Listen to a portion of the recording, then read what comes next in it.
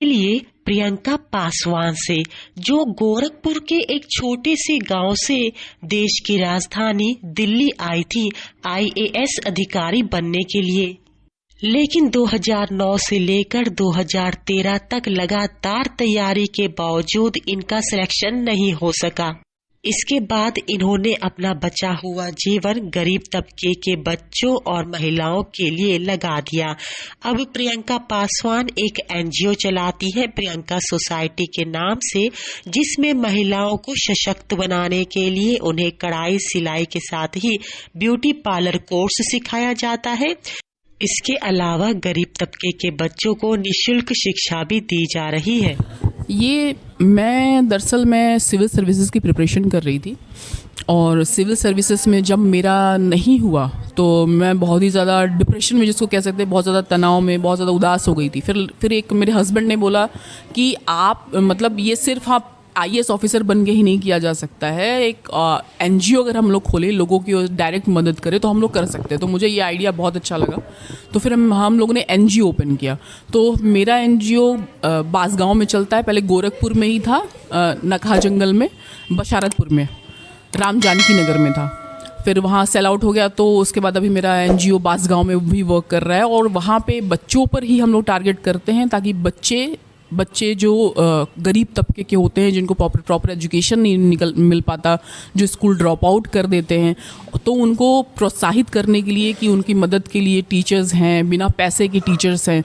तो इसलिए हम लोग कर रहे हैं कि बच्चों को अच्छी एजुकेशन मिल सके, क्योंकि हम लोग के पास इतनी बड़ी आबादी है और गरीब तबका इतना बड़ा है कि अगर उनको छोड़ देते हैं, उनके बच्चों को अगर छोड़ देते हैं, तो यही बच्चे कल को क्रिमिनल एक्टिविटीज़ में, जेब कतरा, मर्डरर और ना जाने किस किस तरह से समाज को नुकसान पहुंचाते हैं। तो बच्चों पे हम लोग ज़्यादा वर्क कर रहे हैं, ताकि वो पढ़ाई कर सके और आगे कुछ जीवन में कर सके। और इसी तरह अगर बच्चे के लिए कर रहे हैं, तो बच्चों को संभालता कौन है? महिलाएं संभालती हैं। तो महिलाएं संभालती, तो महिलाओं को एम्पावर इसलिए कर रहे हैं तो ताकि वो अपने बच्चों को थोड़ा कम से कम अपने आर्थिक रूप से थोड़ा मजबूत हो सकें, अपने को निरीह ना समझें, अपने को पूरी तरह आदमियों पर डिपेंडेंट ना समझें, जो उनके हस्बैंड जो डेली शाम को ड्रिंक करके, दारू पी के इधर उधर पड़े रहते हैं। इवन मैं तो मेरे एम्प्लॉयज़ भी ऐसी कुछ हैं जिनके हस्बैंड मेरे NGO के आसपास डोला करते कि 50 रुपया 100 रुपया मिल जाए अपनी बीवी से तो वो दारू पी ले।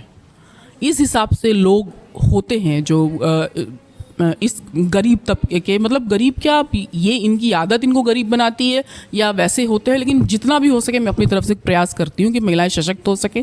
तो उस चीज़ के लिए मैं इनको सिलाई सिखा रही हूँ, और बहुत सारी महिलाएं अपने घर में सीख लेती हैं, अड़ोस पड़ोस का सिल देती हैं, तो कुछ पैसे अर्न कर लेती हैं।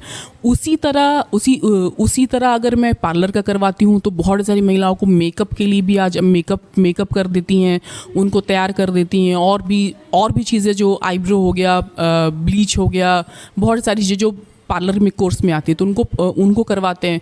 तो इस तरह वो कहीं ना कहीं रोजगार उन्हें मिल जाता है, कुछ ना कुछ कमा लेती है। तो महिलाएं सशक्त हो जाती है तो एक पूरा परिवार सशक्त हो जाता है।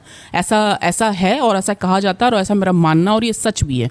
क्योंकि इसके बाद जब डिपेंडेंसी नहीं रहेगी तो एक आदमी, मान लीजिए बाप है, वो रह भी रहा है अगर, तो अपनी बीवी से लेके ही दारू पी रहा है, तो कोई बात नहीं, महिलाएं ताकतवर है, बच्चे पढ़ रहे हैं, महिलाएं सीख रही हैं, तो बहुत ज़्यादा ही संतोष मिलता है, दिल दिमाग को बहुत ज़्यादा सुकून मिलता है कि हम समाज के लिए कुछ अच्छा कर रहे हैं। UPSC की तैयारी के लिए मैं 2009 में आई थी, और उसी बीच लगभग बहुत सारी चीज़ें चेंज हुई। ये आ गया हमारा CSET आ गया, फिर हम लोग का ये ऑप्शनल भी 2 था, अब तो 1 हो गया है। तो काफ़ी उतार चढ़ाव वाले बीच में UPSC में भी मैं एंटर हुई, और तैयारी मतलब 2009 से मैं 2013 तक की मैंने। हाँ, इंटरव्यू तक गई, लेकिन इंटरव्यू में सिलेक्शन नहीं हुआ। तो काफ़ी ज़्यादा, नो डाउट, एक इंसान कुछ भी करता है तो थोड़ा सा डिप्रेशन में आ ही जाता है, फिर हिम्मत ही नहीं रही, फिर छोड़ भी दिया। लेकिन हाँ, उसके बाद ये काम कर रही हूँ और मुझे इससे बहुत ज़्यादा सुकून मिल रहा है। दिल्ली से अंजलि सिंह राजपूत की रिपोर्ट।